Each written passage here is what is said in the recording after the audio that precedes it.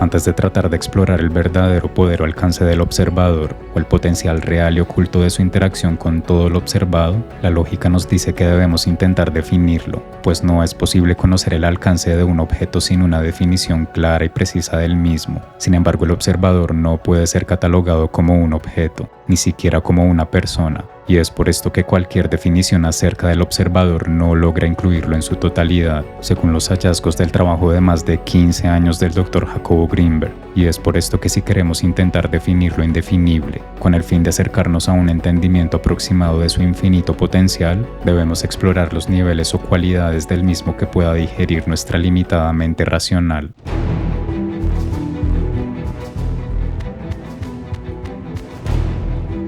En el nivel más superficial o elemental, el observador puede asociarse con la percepción, la cual se forma como resultado de la interacción del campo neuronal de nuestro cerebro y el conjunto espacio-tiempo, al que también se le conoce como el campo cuántico, la realidad subyacente a todo lo que pueden percibir nuestros 5 sentidos. Si bien este es el nivel más elemental en el que el observador opera, el proceso de unificar la realidad tal y como la conocemos es el mecanismo más potente de percepción, pues ningún otro ser viviente en el planeta percibe la realidad como nosotros lo hacemos. De hecho, si fuéramos plenamente conscientes de la interacción de nuestro cerebro con la porción de la realidad que percibimos, o de los complejos procesos involucrados que dan como resultado nuestra experiencia, nos maravillaríamos por el simple hecho de estar en contacto con la realidad, de la misma forma que lo hace un niño de 5 años. Pero esto no ocurre debido a que estamos atrapados por nuestro proceso psicológico o realidad psicológica, y esto hace que nos perdamos de la realidad existencial, de todo lo que sucede tanto dentro como fuera de nosotros. Ahora, cuando nuestra realidad psicológica distorsiona todo lo que perciben nuestros 5 sentidos, no podemos ver las cosas como realmente son, sino como las colorean nuestras ideas preconcebidas, volviéndonos una reacción compulsiva a todo lo que entra en contacto con nosotros, no una respuesta consciente.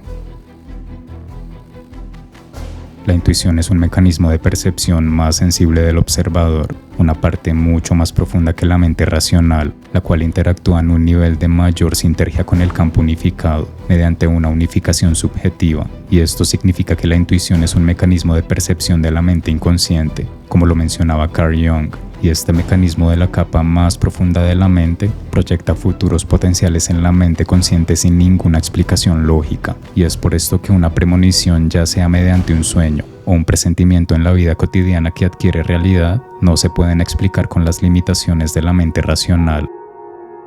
Cabe mencionar que este mecanismo de percepción, aunque está disponible para todos, pocas personas en realidad son sensibles a él, pues como lo mencioné anteriormente, la mayoría de personas están atrapadas en sus propios procesos psicológicos, y en ese orden sobrepensar es el mayor impedimento tanto para ver todo sin distorsiones, como para acceder a las capas más profundas del observador.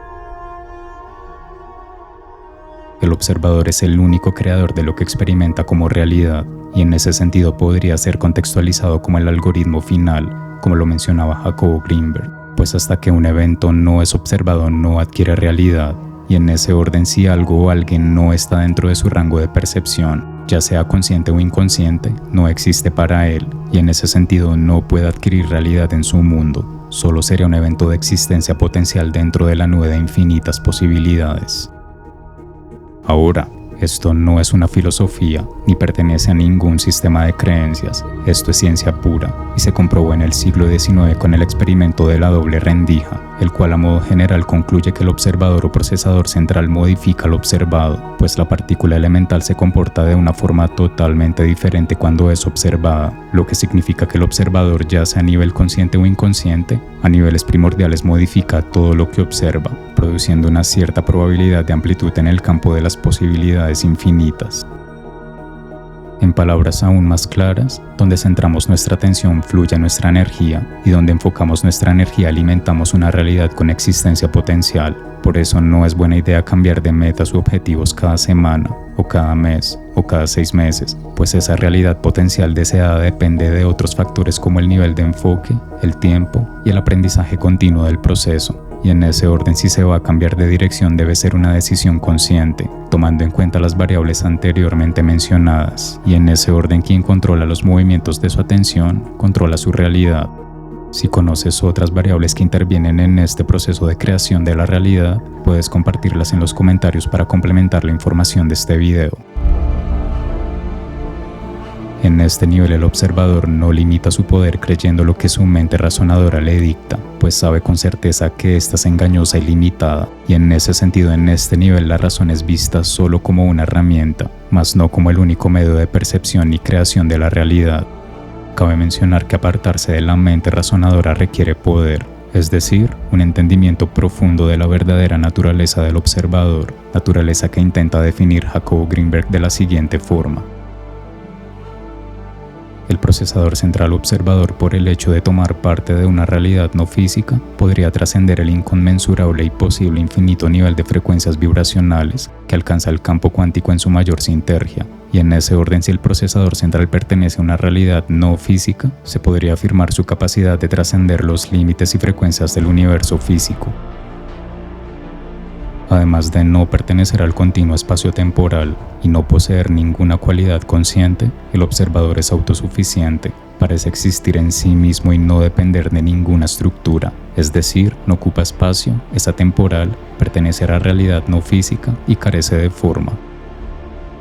Ahora, si el observador pertenece a una realidad no física, carece de forma y es el cuerpo que funciona en el universo de mayor número de dimensiones posibles, significa que es anterior al tiempo, al espacio y la materia, lo cual quiere decir que es como si estuviera jugando a esconderse de sí mismo, pues es la realidad subyacente de todo lo que perciben nuestros 5 sentidos, y en ese orden puede crear de la nada, viendo lo que no es como si fuera una realidad objetiva, observando eventos, personas, situaciones y cosas que la mente racional simplemente no puede ver, suprimiendo todo estado de carencia. Pero como lo mencioné anteriormente, hacerse consciente de este nivel del observador o hacer de esta cualidad del mismo el estado predominante requiere poder, pues hacerlo es como dar un salto al vacío, algo que no cabe en la cabeza de la mayoría de personas o puede llegar a ser aterrador para otras. Nada ni nadie puede dar una respuesta definitiva a la cuestión de la naturaleza individual o colectiva del observador, pero la intuición sugiere que el observador de cada uno de nosotros es el único, el yo de cada uno de nosotros es el yo único, y el procesador central de cada uno de nosotros es el único procesador central, el algoritmo final, el creador de todo y en todos.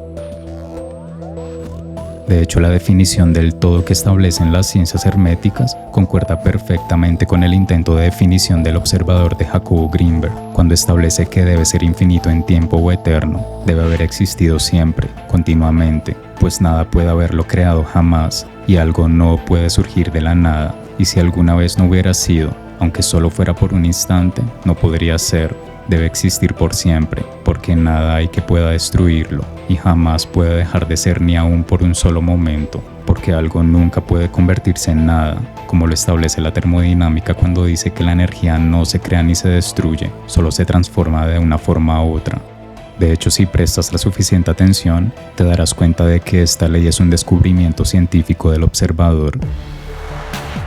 Continuando con la definición del hermetismo, debe ser infinito en el espacio, debe encontrarse en todas partes, porque nada existe ni hay sitio alguno que esté más allá del todo. No puede ser de otra manera, sino continuo y omnipresente en el espacio, sin cesación, separación o interrupción, porque no hay nada en él que pueda interrumpirse, separarse o cesar en su absoluta continuidad. Debe ser infinito en poder absoluto, porque no hay nada que pueda limitarlo, restringirlo, confinarlo o obstaculizarlo. No está sujeto a ningún poder, porque no hay otro poder más que el suyo.